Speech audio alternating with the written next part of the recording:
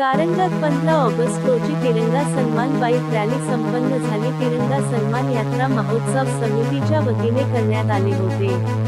शासनाने स्वातंत्र्य दिनाचे औचित्य साधून राष्ट्रध्वजाप्रती अभिमान व्यक्त करण्यासाठी हर घर तिरंगा अभियान केले होते. त्याअंतर्गत सर्व शासकीय कार्यालयात 13, 14 व 15 ऑगस्ट रोजी राष्ट्रध्वज फडकवण्यात आले. तसेच यामध्ये कारंजा नगर परिषद, कारंजा पोलीस स्टेशन, पोलीस कर्मचारी तसेच माजी सैनिक संघटना, विश्व हिंदू परिषद, बजरंग दल तसेच विश्व मांगल्य सभा व भाजपचे व तसेच सर्व देशप्रेमी नगरसेवक, पदाधिकारी व नागरिकांनाही मोठ्या संख्येने सहभाग घेतला असून याचाच एक भाग म्हणून तिरंगा सन्मान बाईक रॅलीचे आयोजन 15 ऑगस्ट रोजी सदर रॅली सकाळी 10 वाजता कृषी उत्पन्न बाजार समितीच्या आवारामधून निघाली असून ही बाईक रॅली इंदिरा गांधी चौक, महात्मा फुले चौक, छत्रपती संभाजी चौक, विठ्ठल मंदिर, गुरु मंदिर, रामासाबजी चौक, दत्त मंदिर, पोहावेश, शिवाजीनगर, जय स्तंभ चौक, छत्रपती शिवाजी चौक मार्गे जाऊन कृषी उत्पन्न बाजार समितीमध्ये समारोप करण्यात आले.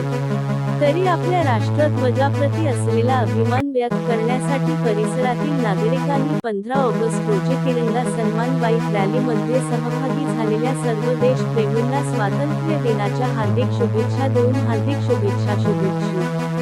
आमदार सईताई डहाके पाहूया कारंजातील स्वातंत्र्य दिनानिमित्त तिरंगा सन्मान रॅलीचे टिपलेले काही दृश्य पाहूया. कारंजा अस्मिता न्यूज नेटवर्क करिता जिग्नेश लोढायासह महेंद्र गुप्ता.